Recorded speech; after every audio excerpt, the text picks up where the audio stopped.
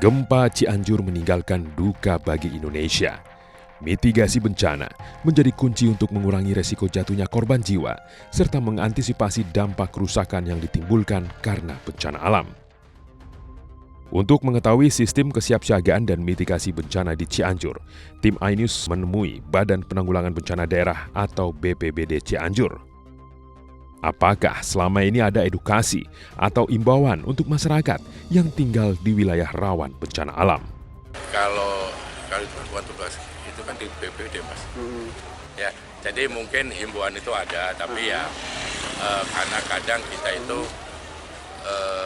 rasanya untuk himbauan itu pastinya ada, ya kan, baik oleh pemerintah daerah dengan menggunakan radio maupun dengan menggunakan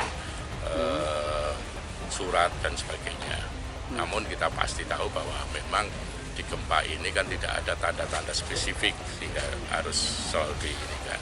Tapi saya yakin kesiapan masyarakat pastinya sudah tahu bahwa mereka tinggal di daerah rawan bencana, terutama di gempa.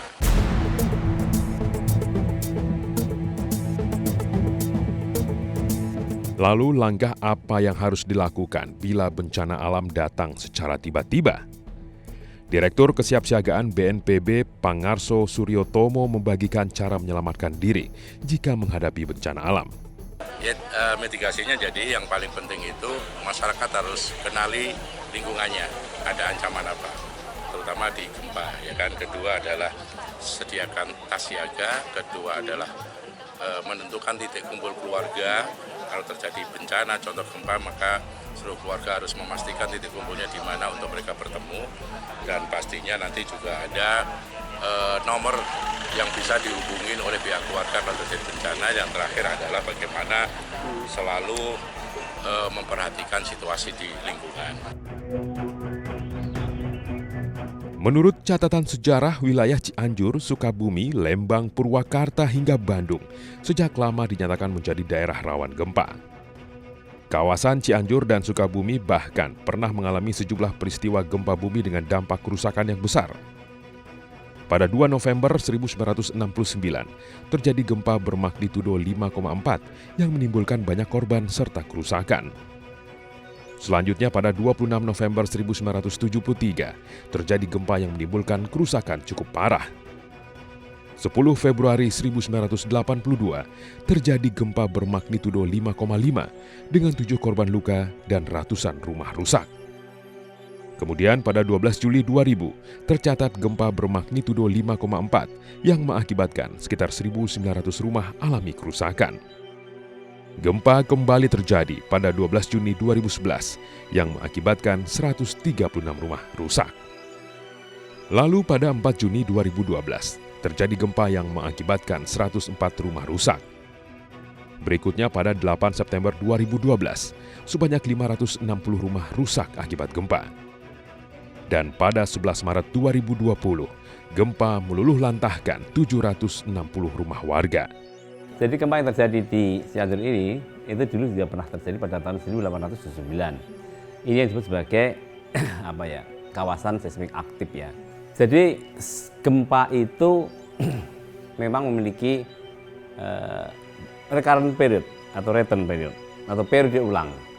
Tetapi sulit untuk memastikan, memprediksi perulangannya itu kapan, itu masih sulit ya.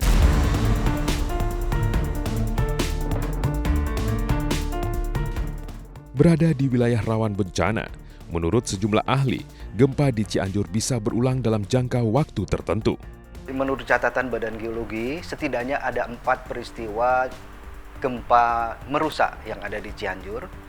Dimulai catatan itu tahun 1834 dengan skala 8-9 MMI, yang artinya lebih dari 8. Itu termasuk kawasan rawan bencana gempa bumi yang tinggi.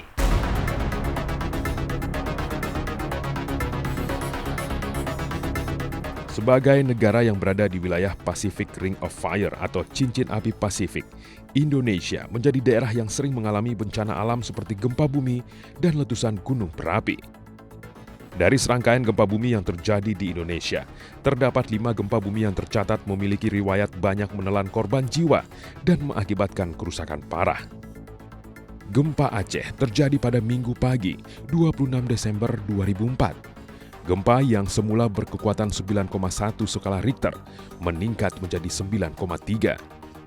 Gempa dahsyat tersebut mengguncang Sumatera dan menimbulkan gelombang tsunami dengan ketinggian mencapai 30 meter.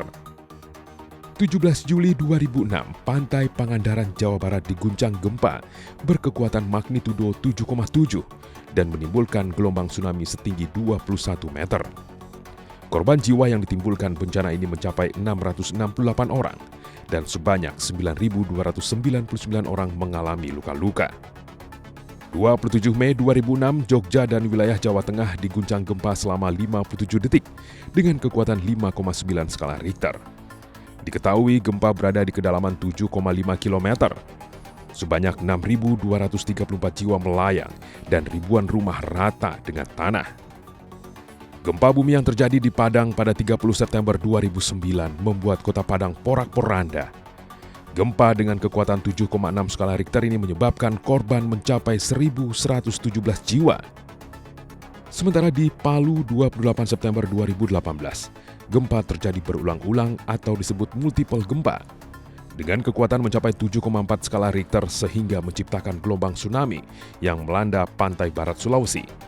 Diketahui 2.113 jiwa melayang dan 1.309 orang hilang.